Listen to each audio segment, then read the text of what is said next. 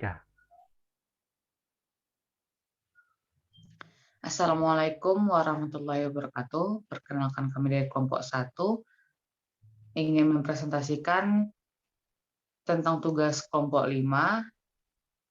Di sini kami beranggotakan saya sendiri Samsyir Fitria dan rekan saya ada Teguh Muhammad Salahuddin, Muhammad Dafadrian Sitorus, Kun Kifa, dan Muhammad Reza Setiawan. Jadi di sini kami mempunyai judul yaitu sistem antrian kontrol penyakit yang punya latar belakang di mana kesehatan itu sangat penting untuk manusia, tetapi beberapa orang tidak mempunyai waktu, terkadang tidak mempunyai waktu dan juga malas untuk antrian berdesak-desakan di rumah sakit. Jadi di sini kami membuat sistem antrian penjadwal kontrol penyakit di mana user atau pasien bisa dengan mudah mengambil jadwal antrian untuk langsung melakukan pengontrolan penyakit dengan dokter yang ingin dituju.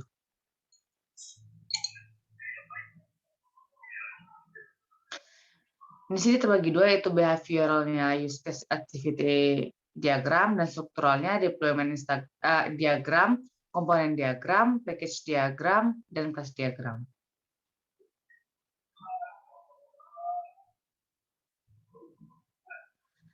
Selanjutnya ada use case diagram pada dokter, di mana dokter akan melakukan register, login, menentukan jadwal, menentukan tempat, membatalkan jadwal, menghubungi pasien, dan logout. Dan di sini terbagi dua, yaitu extend dan include, di mana extend ini bisa berdiri sendiri, yang melakukan prosesnya itu tanpa melakukan pemrosesan lain, dan include kebalikan dari extend, di mana include untuk menjalani include harus melakukan proses yang lainnya. Salah satu extendnya itu register dan membatalkan jadwal. Include-nya seperti logout ke register, menentukan tempat ke menentukan jadwal, terus menghubungi pasien dan membatalkan jadwal. Selanjutnya ada use case pada pasien, di mana use case bisa register, login, menerima jadwal, melihat jadwal, menghubungi dokter, mengajukan pembatalan, melihat lokasi, melihat profil dokter, dan logout. Di sini extend-nya sama seperti dokter sebelumnya, register, terus melihat lokasi, dan include-nya ada logout, mengajukan pembatalan, menghubungi dokter, melihat jadwal, dan menerima jadwal. Selanjutnya ada activity diagram dokter untuk melakukan login akun, masuk nama user, selanjutnya masukkan password, register berhasil, dan login berhasil. Selanjutnya ada dokter yang membatalkan jadwal, di mana login, selanjutnya melihat jadwal, membatalkan, dan membuat jadwal baru.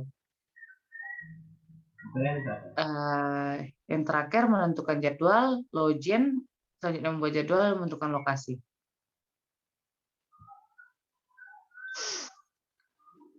Selanjutnya ada activity diagram pasien, di mana untuk login account-nya harus masukkan nama user, masukkan password, register berhasil, dan login berhasil. Untuk melihat jadwalnya, login terlebih dahulu, masuk menu jadwal, dan melihat jadwal. Yang terakhir untuk melihat lokasi, login terlebih dahulu, selanjutnya melihat jadwal, dan melihat lokasi. Selanjutnya ada komponen diagram yang akan dijelaskan oleh Teguh Muhammad Salahuddin. Di komponen diagram ini menampilkan komponen yang ada di dalam sistem dan hubungan antara komponen tersebut. Habis itu di sini terbagi dua, yaitu front end dan back end. Back end sendiri merupakan pengembangan antarmuka pengguna dalam aplikasi yang akan dibuat. Untuk di front end dibuat merupakan tampilan interface untuk pengguna.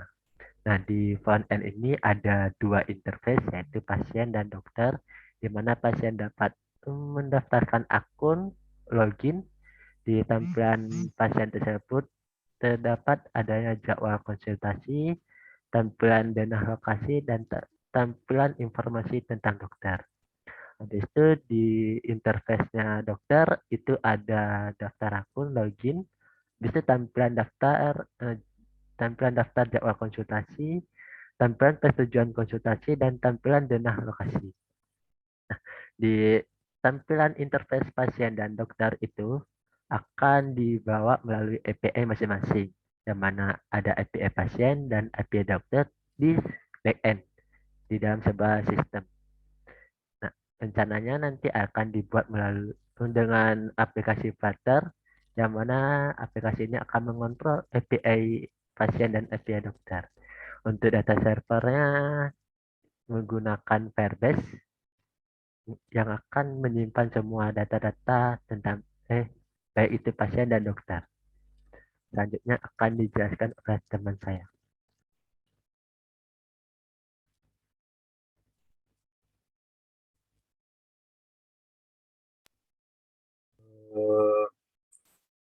Di sini ada deployment diagram. Pada diagram ini terdapat 4 buah node, yaitu node device, node aplikasi, node database server, dan node sistem. Pada node aplikasi terdapat komponen nama aplikasi, yaitu Tanya Dokter, yang berhubungan dengan device melalui HTTPS. Lalu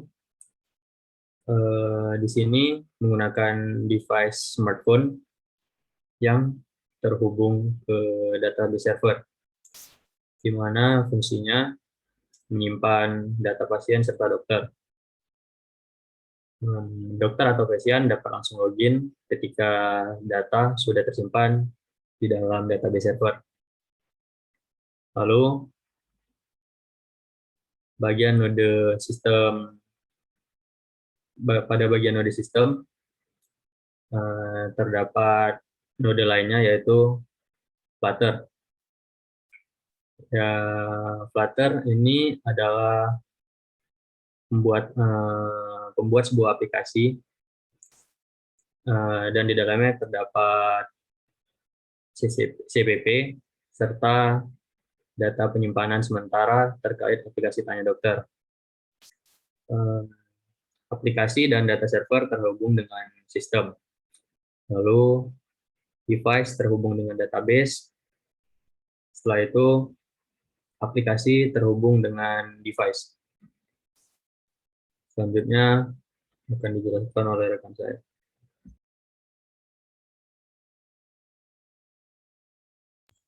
Oke, baik, terima kasih.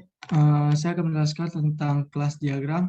Di sini ada 5 kelas diagram, yaitu pertama ada kelas login, pasien, dokter, menentukan jadwal, dan informasi dokter. Untuk kelas diagram sendiri, di sini ada yang pertama nama kelas login. Ini berisikan atribut-atribut yaitu email, password, daftar pasien, dan daftar dokter. Dan kemudian untuk kelas pasien, di sini pasien masukkan ID, email, password, dan menentukan jadwal.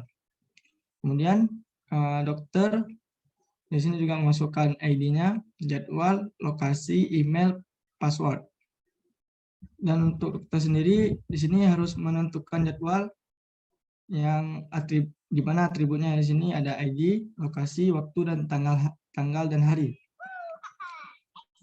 Dan di sini ada juga informasi dokter, di mana menjelaskan tentang nama dokter, gelar belakang, dan nomor HP dokter.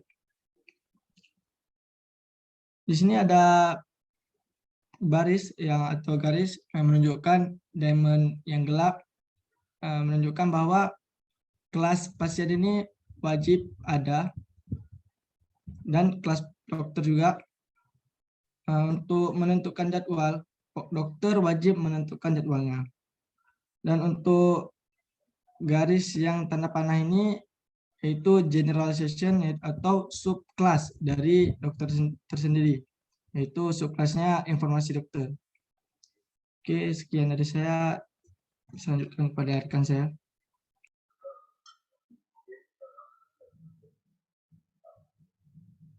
Baik, terima kasih. Selanjutnya ada package diagram. Jadi pada package diagram ini memiliki aplikasi yang memiliki dua user, yaitu ada jadi package diagram ini dia biasa digunakan untuk pengelompokan elemen model yang ada dan berasal dari use case dan kelas diagram. Package diagram ini biasa berfungsi untuk memisahkan tampilan dan domain data ke dalam paket yang tersimpan. Jadi seperti ini. Jadi pada aplikasi ini terdapat dua user, yaitu ada dokter dan pasien. Dokter dan pasien melakukan registrasi atau pendaftaran akun, kemudian melakukan login, dan setelah melakukan login dia terdapat app aplikasi, app pasien dan app dokter. Kemudian data-data app tersebut, app dokter dan pasien, semua ini akan ditampilkan pada model data.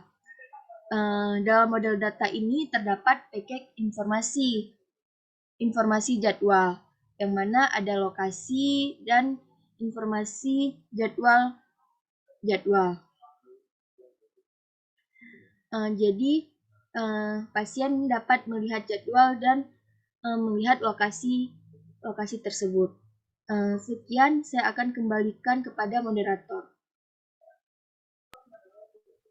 Baik, sekian presentasi dari tugas kelompok 5. Bila ada salah mohon maaf. Bila taufiq wal hidayah, wassalamualaikum warahmatullahi wabarakatuh.